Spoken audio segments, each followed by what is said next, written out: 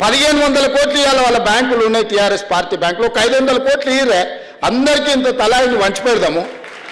1000 ఎకరాలు గజ్వేల్లో farm house ఉంది, 1000 ఎకరాలలో ఒక 500 ఎకరాలు అందరికీ ఇందిరమ్మ ఇల్లు కట్టిస్తా. అందులో నేను ఇల్లు కట్టించే బాధ్యత నాది. భూదానం నువ్వు చేయి చంద్రశేఖరరావు.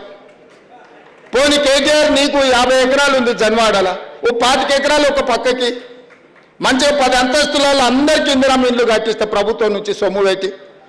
ఇవన్నీ మీరు దోసుకుంటూ వచ్చినాయి కదా, మీ తాత సంపాదించిన ఆస్తా కాదు కదా, మీ తాత ఇచ్చింది కాదు కదా. మీరు అందరూ 2009 కంటే ముందు ఏం లేదు, 2009 ఎన్నికలలో ఎలక్షన్ అఫిడవిట్ పెట్టారు కదా. 2005లో హరీష్ రావు ఎలక్షన్ అఫిడవిట్ ఉంది, 2004లో కేసీఆర్ అఫిడవిట్ ఉంది ఎలక్షన్ది. అక్కడి నుంచి వరుసగా తీసుకుంటూ వద్దాం. మీ ఆస్తులు ఎట్లా పెరిగినాయో తెలుస్తాయి, మీ టీవీలు ఎట్లా వచ్చినాయి, పేపర్లు ఎట్లా వచ్చినాయి, ఆస్తులు ఎట్లా వచ్చినాయి, ఫామ్ హౌస్లు ఎట్లా వచ్చినాయి, పార్టీ ఆఫీసులు ఎట్లా వచ్చినాయి, ఇవన్నీ 1000 కోట్ల రూపాయల పెట్టుబడులు ఎట్లా వచ్చినాయి. తెలంగాణ ఉద్యమంలో పిల్లలందరూ చచ్చిపోతుంటే ఆస్తులన్నీ కోల్పోతుంటే మీ ఆస్తులు మాత్రం గుట్టలో పేరుకపోయినాయి. మీరు మాత్రం 25 ఎకరాలలో 1000 ఎకరాలలో ఫామ్ హౌస్లలో మీరు జమీందారులలాగా బతుకుతారు. తెలంగాణ నుంచి బతకడానికి వచ్చిన వాళ్ళు మూసి మురికిల్లే చచ్చిపోవాలనా? ఏం వాళ్ళకు మంచి జీవన విధానం ఉండొద్దా? వాళ్ళ పిల్లలు చదువుకోవద్దా? వాళ్ళకు మంచి వసతులు కల్పించాల్సిన బాధ్యత ప్రభుత్వానికి లేదా? మంచి ప్రణాళిక తీసుకుందాం, కడదాం వాళ్ళ కోసం. అవసరమైతే రేస్ కోర్సును బయటికి తరలిద్దాము. సిటీ బయటకు రేస్ కోర్సు తరలిస్తే మలక్పేటలో 150 ఎకరాలు 200 ఎకరాలు ఉంది. ఈ పేదోళ్ళందరికీ అందులో ఇల్లు కట్టిద్దాము.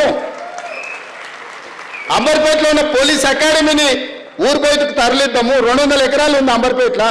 ఆ 200 ఎకరాలలో మూసి నది ఒడ్డు ఉన్న పేదోళ్ళందరికీ మంచి ఇల్లు కట్టిద్దామయా? ఏం ఇదంతా ప్రభుత్వం ఆస్తే కదా. పేదలకు మంచి చేద్దాం, మీరు వచ్చి సూచన చేయండి. దాని మీద ఒక కమిటీ వేస్తాం, దాంట్లో రాజేందర్ను పెడతాం, కేటీఆర్ను పెడతాం, హరీష్ రావును పెడతాం, పొన్నం ప్రభాకర్ గారిని కూడా అందులో పెడతాం. మీరు కలిసి మాకు ఈ సూచనలు. ప్రతిపక్షానికి కూడా ఈ పేదలకు మేలు చేయడానికి ఒక కమిటీ వేద్దాం. బీజేపీ బీఆర్ఎస్ ప్రభుత్వం అందరు కూర్చొని పేదోళ్ళకి ఏం చేద్దామో ఆలోచన చేద్దాము. ముందుకు రాండి. 10 ఏళ్ళ అనుభవం ఉందంటారు కదా మీకు ప్రభుత్వము మంత్రులుగా. మీ అనుభవం పేదోళ్ళ కోసం పెట్టుర్రు, మీ ఆస్తులు ఇవ్వకపోయినా సరే.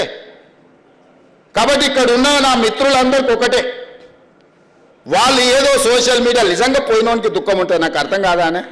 ఓ పేదోడికి జీవితాంతం కష్టపడి కొనుక్కుంటేనో కట్టుకుంటేనో అది కూలిపోతే దుఃఖం ఉంటుంది. దుఃఖం ఎంత ఉంటుందండి, ఇంకా బతకడం కూడా దండుగా. ఈ భూమి ఇట్లా పగిలిపోయి అందులో కూరుకుపోయి చచ్చిపోయినా పర్వాలేదు, ఏంది బాధ అని ఉంటుంది. 20 ఏళ్ళ నుంచి ప్రతిపక్షంలో ఉన్న పేదోడు బాధ తెలియకుండానే నేను ఇంత దూరం వచ్చినా. కానీ ఆ బాధ ఉన్న పేదోళ్ళని ఎట్లా ఆదుకుందామో చెప్పండి అంటున్నా. బాధ తెలియకుండా మేము ఇక్కడికి రాలే. బాధ తెలిసి ఒక్కొక్క మెట్టు ఎక్కుకుంటా ఆ పేదలకు అండగా నిలబడుకుంటూ వచ్చినాము. పేదోళ్ళ కోసం కొట్లాడిన కమ్యూనిస్టులు వెంకటరెడ్డి గారు ఇక్కడ ఉన్నారు, కోదండరామ్ గారు ఇక్కడ ఉన్నారు, తెలంగాణ కోసం కొట్లాడినారు. వీళ్ళందరినీ కూర్చోబెట్టి మాట్లాడదాం రండి. ఏ ప్రణాళికతో ముందుకు పోదామో, బాగు చేద్దామో, మన నగరాన్ని బాగు చేసుకుందామో మీరు చెప్పండి. ఏది చేసినా అడ్డం పడి శనీశ్వరులాగా, శని కాలకే మూటలాగా ప్రభుత్వం ఏ కార్యక్రమం చేసినా, రైతు రుణమాఫీ చేసినామే 25 రోజుల్లో 18,000 కోట్ల రూపాయలు 22,22,663 మంది రైతులకు 2 లక్షల అప్పున్న ప్రతి రైతుకు మాఫీ చేసిన నేను. దాన్ని సంపూర్ణంగా బట్టి విక్రమార్క గారు సహకరించిన అన్ని దిక్కులో ఉన్న రూపాయి బిగబట్టి 18,000 కోట్ల రూపాయలు వాళ్ళ ఖాతాలు వేసినాం.